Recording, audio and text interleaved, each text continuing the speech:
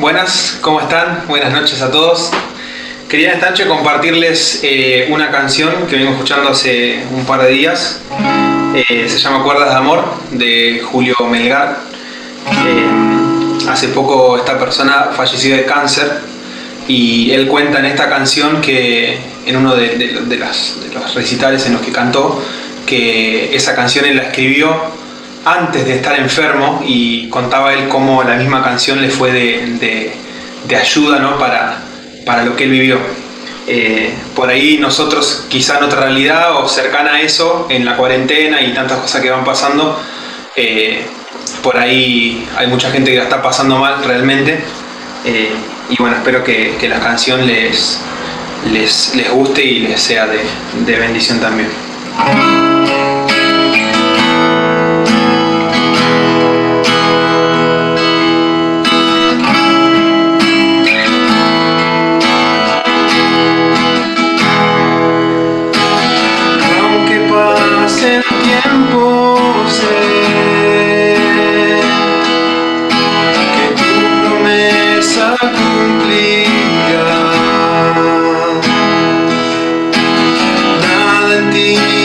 Perderá,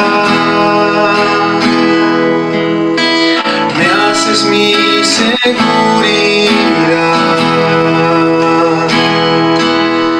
tus cuerdas de amor cayeron sobre mí.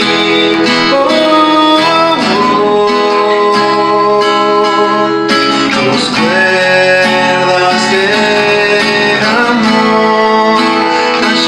sobre mí.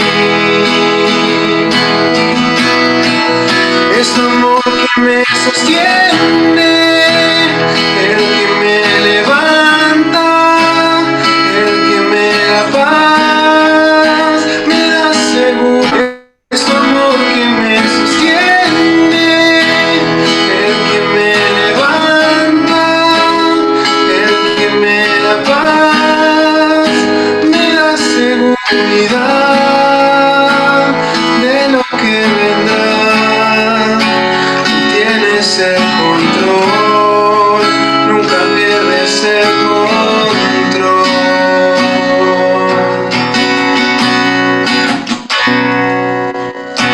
Escucho el eco de tu voz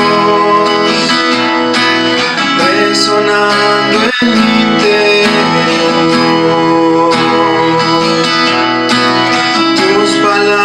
Me sostendrán y me dan seguridad. Los velos están cayendo y puedo ver con claridad. Mi fe se está encendiendo.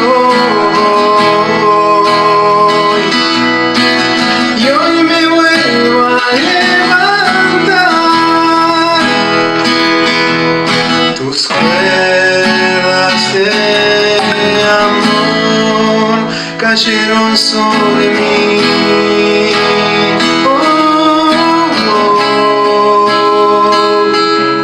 Tus cuerdas de amor cayeron sobre mí. Es tu amor que me sostiene, el que me levanta, el que me da paz, me da seguridad. Es tu amor que me sostiene, el que me levanta, el que me da paz, me da seguridad de lo que vendrá. Tú tienes el control, nunca pierdes el control.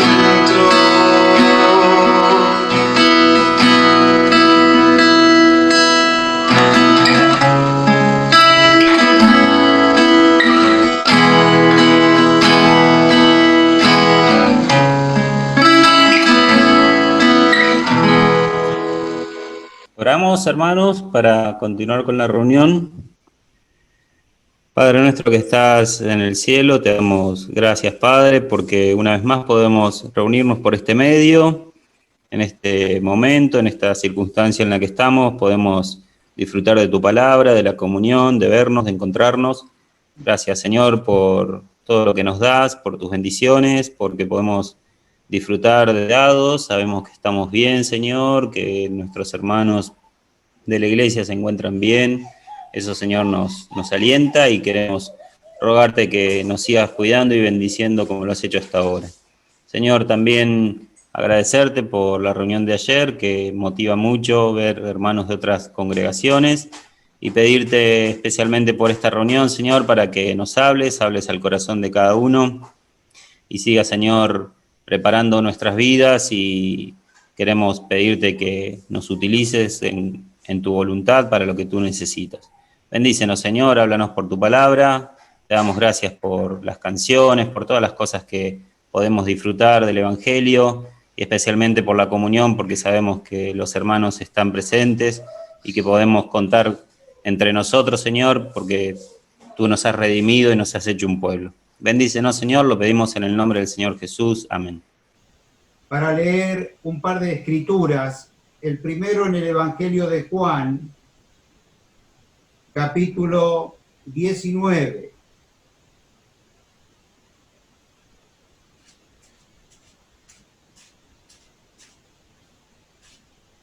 Evangelio de Juan, capítulo 19.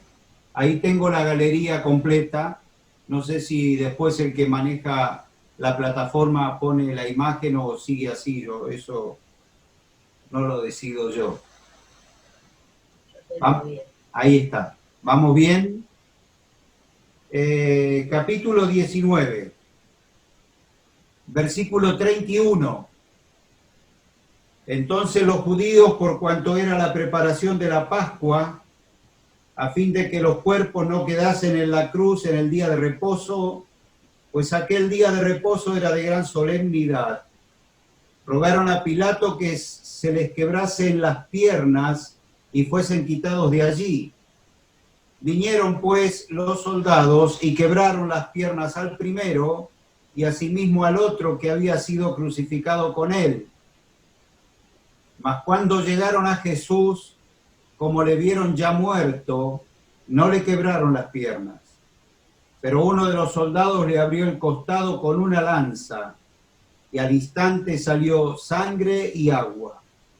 Y el que lo vio da testimonio, y su testimonio es verdadero, y él sabe que dice verdad, para que vosotros también creáis. Porque estas cosas sucedieron para que se cumpliese la Escritura, no será quebrado hueso suyo. Y también otra escritura dice, mirarán al que traspasaron. Volvamos a leer, digo volvamos porque ya hemos hecho referencia a la primera carta de Juan.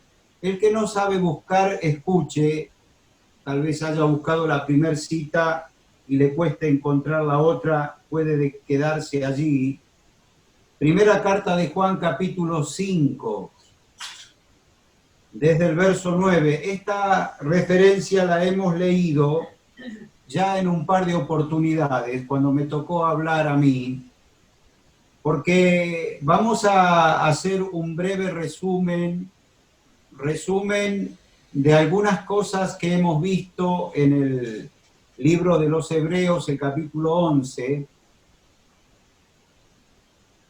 y vamos a hablar de lo que hemos aprendido a través de los ejemplos que hemos ido considerando en estas últimas reuniones de ese capítulo, que le llamamos la galería de la fe, los héroes de la fe, que Dios determinó que el Espíritu Santo de Dios deje esos nombres, esos hechos de esos hombres que vivieron por fe, que obraron por fe, para que nosotros aprendamos el significado, para que nosotros saquemos una enseñanza para nuestra vida. Capítulo 5 de primera carta de Juan, verso 9, nos dice, si recibimos el testimonio de los hombres, mayor es el testimonio de Dios, porque este es el testimonio con que Dios ha testificado acerca de su Hijo. El que cree en el Hijo de Dios tiene el testimonio en sí mismo. El que no cree a Dios le ha hecho mentiroso porque no ha creído en el testimonio que Dios ha dado acerca de su Hijo. Y este es el testimonio, que Dios nos ha dado vida eterna y esta vida está en su Hijo. El que tiene al Hijo tiene la vida. El que no tiene al Hijo de Dios no tiene la vida. Cuando el apóstol Juan escribió el Evangelio, su Evangelio, habían pasado muchos años y ya habían sido escritos los otros evangelios. Mateo, Marcos, Lucas eran evangelios que eran conocidos por él y los cuatro relatan la historia de la crucifixión del Señor. Los cuatro evangelios relatan la crucifixión del Señor, su sepultura y su resurrección, como el hecho supremo del relato de lo que estos hombres vivieron, vieron y escribieron acerca de del ministerio, de la obra cumplida del Señor Jesucristo. Pero faltaba un detalle. En los otros tres, llamados sinópticos, Mateo, Marcos y Lucas, no se escribió, no registran el detalle que registra Juan. Juan dice que estaba al pie de la cruz. Juan cuenta que el Señor le habló a él que se haga cargo de su madre, de la madre del Señor, que era su tía. Y Juan cuenta lo que vio en el último momento, la última escena de la cruz, de la vida del Señor, porque después sigue el relato cuando lo sacan al Señor de la cruz. Y el detalle que no es menor y que tenía que quedar registrado en la palabra por el Espíritu Santo y que Juan se encarga de escribir porque él lo vio y dice: el que lo vio da testimonio y su testimonio es verdadero y él sabe que dice verdad para que vosotros también creáis. Lo que vio Juan es al soldado romano con su lanza abrir el costado del Señor. El motivo era que había que acelerar la muerte de los reos. El día de reposo sagrado para los judíos estaba por empezar. Y entonces rogaron a Pilato que acelere la muerte. Para acelerar la muerte de los crucificados, les quebraban las piernas, provocaban un shock en su vida, en su corazón, y los mataban. Pero cuando quebraron las piernas a uno y a otro que estaban vivos, cuando llegaron al Señor ya estaba muerto. Porque a Cristo no le quitaron la vida, Él puso su vida para volverla a tomar. Y entonces, como le vieron ya muerto, no le quebraron las piernas, el soldado le atravesó el costado y salió sangre y agua, y el que lo vio da testimonio y su testimonio es verdadero. Y entonces el mismo Juan escribe acerca del testimonio de Dios, y hemos leído, y yo he destacado, y lo vuelvo a destacar esta noche, que es fundamental entender que la fe del hombre se establece cuando el hombre cree a Dios. Recibe algo de Dios, recibe un mensaje de Dios y procede según lo que recibe, que en definitiva es el testimonio de Dios. Y hemos recibido en el Evangelio el testimonio de Dios de que este testimonio para nuestra vida, para toda la raza, hoy es acerca de su Hijo, que derramó su sangre en la cruz. y quedó establecido que derramó su sangre, porque el que lo vio dio testimonio de esta verdad.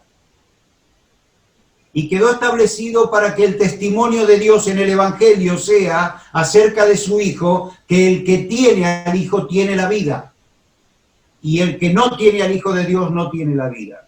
Este es el Evangelio que se nos mandó predicar y que predicamos con toda exactitud, con toda fidelidad de lo que la palabra de Dios nos enseña, de predicar el Evangelio de nuestro Señor Jesucristo. Entonces, del capítulo 11 de Hebreos, hemos aprendido lo que es la fe. Y la fe, dice la palabra, que es certeza y convicción. Es pues la fe, la certeza de lo que se espera, la convicción de lo que no se ve. Certeza y convicción en algo que no vemos, que creemos, que es la palabra de Dios. Y entonces recibimos el testimonio de Dios en su palabra, en este caso por el Evangelio.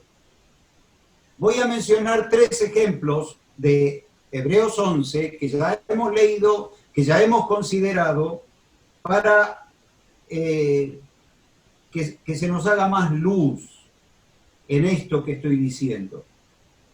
El primer ejemplo es el de Abel, que hablamos de Abel que encontró salvación, la fe que salva, es la fe de Abel. Abel recibió el testimonio de Dios. Hay que sacrificar un cordero y derramar su sangre. Ese era el testimonio de aquel entonces para los hombres. Abel obedeció a Dios, ofreció el cordero y dice la palabra que fue un excelente sacrificio, más excelente que el de Caín. Caín también recibió el testimonio de Dios, dijimos en su momento, pero lo rechazó. Quiso hacer su camino de salvación, quiso hacer su ofrenda, quiso poner en su mente, en su vida, algo que a él le parecía mejor, y Dios lo rechazó. No era el testimonio de Dios, no era la voluntad de Dios, no era lo que tenía que hacer. Abel obedeció y fue salvo. Caín desobedeció, rechazó el testimonio, le hizo a Dios mentiroso, no obedeció. El segundo ejemplo que quiero referir de Hebreos 11 en cuanto a este tema es la Pascua. ¿Recuerdan ustedes que fue la Pascua para Israel? Israel estaba en esclavitud en Egipto. Dios manda a Moisés para que los libere y a través de muchas señales de plagas que vinieron, el faraón tenía que dejarlos salir y no los dejaba ir hasta que vino la muerte de los primogénitos. Todo primogénito en Egipto debía morir. Era la ley para todos, nos decía Huguito en ese mensaje, tanto para hebreos como para egipcios. A los hebreos se les dio un mensaje, a los hebreos se les dio un testimonio. El testimonio era que si sacrificaban un cordero y pintaban los postes y el dintel de las puertas con la sangre del cordero, Dios dijo, veré la sangre y pasaré de vosotros. El heridor iba a pasar esa noche por Egipto. Donde no había sangre, había muerte. Donde había sangre, no había muerte adentro, había señal de muerte, porque alguien tenía que morir. El cordero era el sustituto, la sangre era señal de que alguien había muerto el cordero por el primogénito. Entonces nos decían, nuestra Pascua es Cristo, Él murió por nosotros. Era la figura de la Pascua para nosotros, lo que significa la sangre del Señor derramada por nosotros. Obedecieron al testimonio de Dios, pintaron por la fe, recurrieron a un elemento extraño e increíble incluso, pero creyeron y se salvaron. Y el tercer ejemplo que traigo a consideración para todos en esta noche es el ejemplo de Rahab. ¿Se acuerdan el mensaje de Rahab? Aquella mujer que en Jericó recibe a los espías, los esconde, los vuelve con seguridad cuando los quieren tomar. Y entonces allí se destaca algo, una historia muy interesante, que está en el libro de Josué, lo hemos leído y lo hemos considerado en su momento. Rahab recibe a los espías hebreos que vienen a espiar la tierra. Espían, ven la tierra y le dicen a Rahab que ella se iba a salvar por lo que hizo. Y leímos en Hebreos que por la fe Rahab escondió a los espías. Por la fe Rahab se salvó, ella y su casa.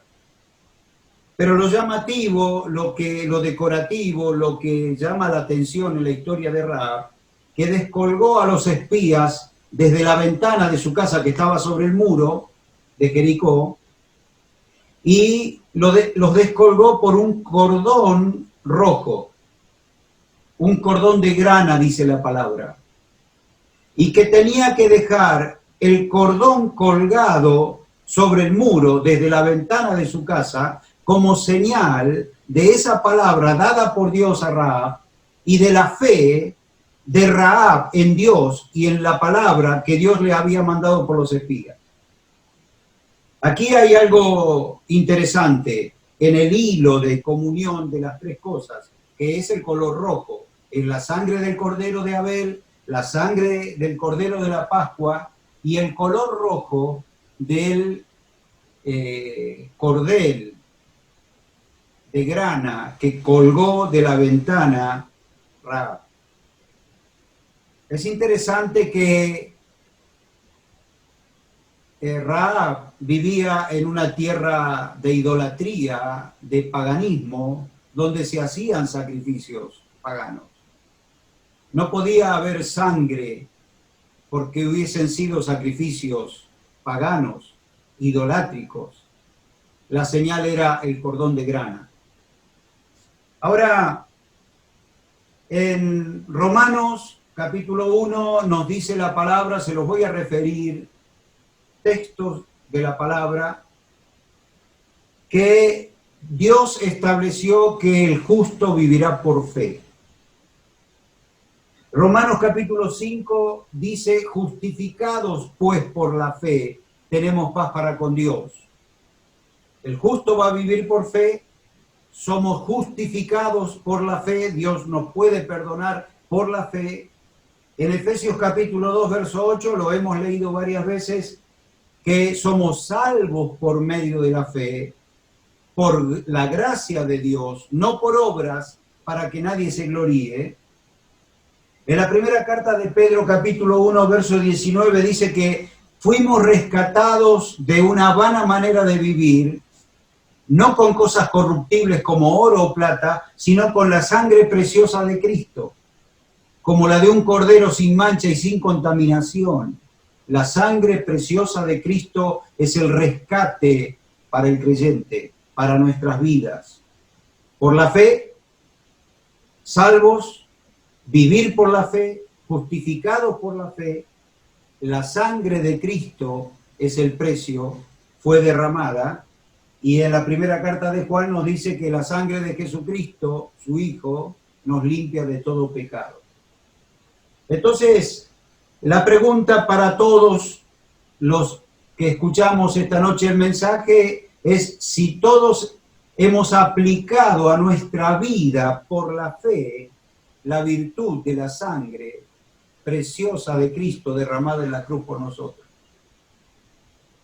Si hemos recibido el testimonio de Dios acerca de su Hijo y hemos creído en Él, para que creyendo tengamos vida en su nombre, la palabra dice, de tal manera amó Dios al mundo que ha dado a su Hijo unigénito, para que todo aquel que en él cree no se pierda, mas tenga vida eterna. Esto es recibir el testimonio de Dios y aplicar por la fe el testimonio de Dios acerca de su Hijo, de su sangre derramada que nos limpia de todo pecado para que tengamos la vida eterna. Este es el Evangelio.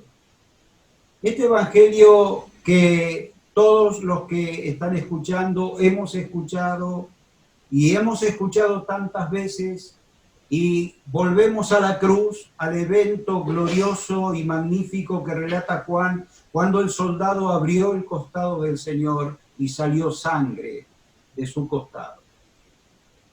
Y entonces, yo quiero que se considere en esta noche que la sangre de Cristo se aplicó a la vida del creyente para salvación, se puede aplicar a la vida del que todavía no es salvo y necesita por la fe acudir a esta fuente de salvación para ser salvo, pero quiero destacar la urgencia de esta decisión. Hace un par de reuniones, un invitado, nuestro hermano Rubén Vera, nos hablaba de Santa Fe y nos pintaba un panorama profético de la actualidad. ¿Qué tiempo estamos viviendo?, decía él. No hace falta hablar mucho más, porque a través de esto que estamos viviendo nosotros, de este encierro y de todas las noticias que están llegando de la ecología y del mundo, sabemos que estamos en el tiempo del fin, sabemos. Toda la raza sabe que estamos en el tiempo del fin. Lo que no saben todos es cómo poder salvarnos de esta situación. Y para salvarnos de esta situación tenemos que acudir por la fe a Dios y a su palabra, a su evangelio. Porque no hay otro método, no hay otra forma. El mundo agotó sus instancias, los políticos agotaron sus instancias. La ONU está pidiendo que alguien se haga cargo, escuche esto, se haga cargo por 7 años del poder mundial para acomodar todo este descalabro. 7 años. De manera que hay urgencia para que todos entremos en esta salvación que Cristo obró en la cruz, muriendo y derramando su sangre por todos nosotros. Y voy a volver al ejemplo de Rahab. ¿Recuerdan ustedes? Se los leo. Os ruego pues ahora que me juréis por Jehová, que como he hecho misericordia con vosotros, le decía Rahab a los espías, así la haréis vosotros con la casa de mi padre, de lo cual me daréis una señal segura, y que salvaréis la vida de mi padre, a mi madre, a mis hermanos y hermanas, y a todo lo que es suyo, y que libraréis nuestras vidas de la muerte. He aquí, le dijeron los espías, cuando nosotros entremos en la tierra, tú atarás este cordón de grana a la ventana por la cual nos descolgaste, y reunirás en tu casa a tu padre, a tu madre, a tus hermanos, y a toda la familia de tu padre. Cualquiera que saliere fuera de las puertas de tu casa, su sangre será sobre su cabeza, y nosotros sin culpa. Mas cualquiera que se estuviere en casa contigo, su sangre será sobre nuestra cabeza, si mano le tocare. Ella respondió, sea así como habéis dicho. Luego los despidió y se fueron, y ella ató el cordón de grana a la ventana.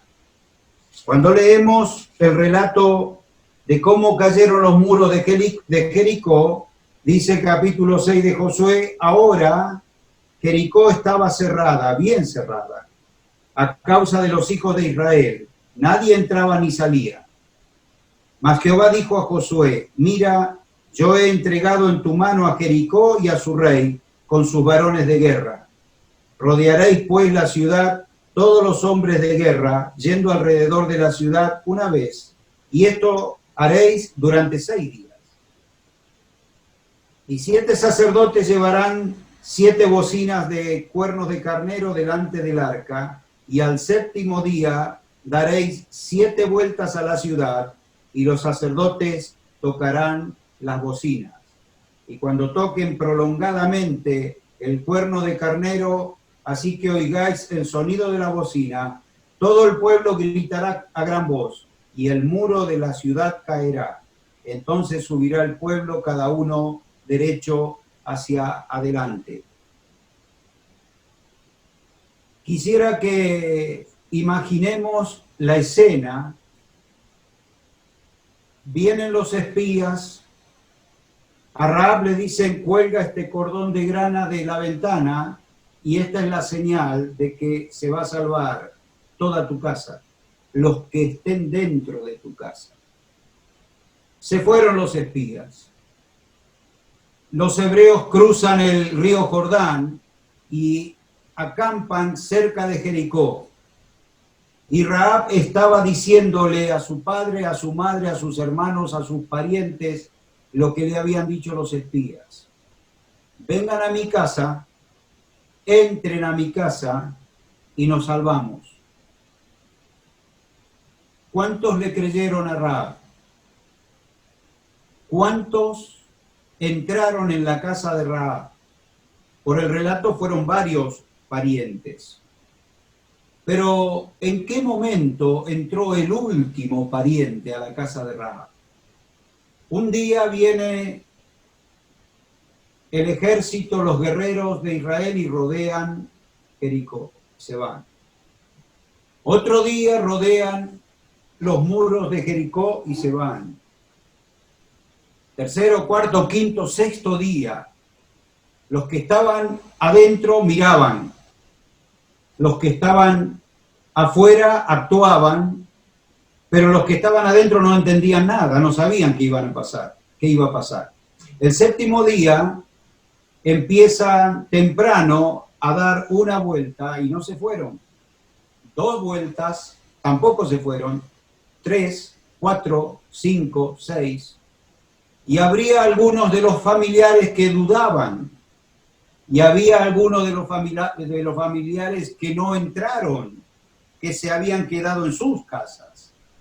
Y Rahab estaría tocando el cordón de grana, aferrada a la promesa de aquellos espías y a la seguridad que le daba ese cordón colgado en el muro. Y vamos para la 7ª vuelta. Hermanos, estamos como los de Jericó, viendo las señales finales, viendo que las señales nos rodean. Primero una, después otra, después otra, después otra, después otra. El siglo XX tuvo millones de muertos, de guerras. Tremendo fue el siglo XX. El siglo XXI viene peor. Viene con una guerra bacteriológica que estamos sufriendo. Y ya van cuántas vueltas de señales en el muro. Y cuántos llamados a entrar a la salvación que Dios ofrece, al testimonio que Dios ha dado. Cuántas vueltas van. ¿Cuándo entró el último pariente? ¿Cuándo entró? ¿En qué momento? Si hubiese entrado aún antes de la final trompeta que tocaron los sacerdotes, se hubiera salvado, no lo sabemos. Pero los que estaban adentro de la casa de Rahab se salvaron, los que estaban afuera murieron. El plan de salvación de Dios tiene un fin, porque este año de salvación se llama el año agradable del Señor, pero tiene un fin. Y cuando Cristo venga, le pone fin a este año de gracia y de salvación. Y entonces hay que pensar seriamente, y este mensaje es para los que no son de Cristo y para los que somos del Señor, de que la venida del Señor está muy cerca. Y para los que no son del Señor, voy a recurrir al viejo himnario y a nuestros viejos himnos para leerles un himno que dice: al cerrar la puerta tarde ya será, Entra sin tardar mientras hay lugar. ¿Por qué en tal peligro has de continuar? Entra, oh pecador, sin tardar. Al cerrar la puerta, ¿qué esperanza habrá? Entra sin tardar mientras hay lugar. Vano a Dios entonces orar será. Entra, oh pecador, sin tardar. Al cerrar la puerta, Dios no llama más. Entra sin tardar mientras hay lugar. Hoy acude a Cristo sin demorar. Entra, oh pecador, sin tardar. Al cerrar la puerta, ¿cómo te hallarás? Entra sin tardar mientras hay lugar. Sin la salvación tú te perderás. Entra, oh pecador, sin tardar. Oh, entra por la puerta hoy. Hoy mismo entra, oh pecador. Entra por la puerta o el Señor dirá, es tarde ya, es tarde ya. Cuando entró el último pariente de Rahab, ¿cuándo entrará el último a la iglesia de Cristo por la fe en el Señor, confesando sus pecados, arrepintiéndose de sus pecados y buscando perdón y salvación? ¿Y saben qué más? Tenemos unos minutitos, poquitos. Quiero agregar algo para toda la iglesia, para todos los creyentes, porque hay un detalle muy interesante. Cuando Israel, después de la noche de la Pascua, sale de Egipto, se encuentra frente al Mar Rojo, encerrado, el mar enfrente y el ejército egipcio en su espalda. Y entonces le dicen a Moisés algo muy interesante. Cuando se ven encerrados y desesperados, le dicen a Moisés, ¿no te decíamos cuando estábamos en Egipto, déjanos servir a los egipcios? Ahora nos has traído para que muramos aquí. En Egipcio hay tumbas y aquí no. Y esta también es una lección para nosotros, porque hay muchos que prefieren seguir esclavos, aún habiendo sido salvados, rescatados, aún habiendo aplicado la sangre de Cristo en sus vidas, prefieren seguir siendo esclavos o añorando lo que tenían en el mundo, sin dejar de añorar aquella esclavitud cuando en Cristo hay completa libertad y hay una bendita esperanza. Para todos los oyentes hay un mensaje urgente. El primero es entrar a la salvación, entrar por la puerta que es Cristo antes que se cierre y sea demasiado tarde. Y el otro es no añorar y no pensar que estábamos mejor o éramos mejores cuando estábamos en esclavitud, no dándonos cuenta de la libertad gloriosa que tenemos en Cristo Jesús y que en este momento la fe, lo que Él nos ha dejado, es de gran valor para nuestra vida, para pasar este momento tan difícil y esperar a que el Señor venga por nosotros. El Señor bendiga su palabra. Vamos a terminar con una oración. Padre que estás en los cielos, queremos agradecerte por esta reunión y agradecer tu palabra, Señor, que nos has entregado. Bendícela a nuestras vidas, bendice tu palabra a nuestros corazones. Salva algún alma, Señor, que corre peligro de muerte y de muerte eterna. Y habla a tu iglesia nuevamente para animarnos, para estimularnos a seguir velando y esperando a que nuestro Señor regrese. Bendice a tu pueblo, Señor. Te agradecemos por todo en el nombre bendito del Señor Jesús.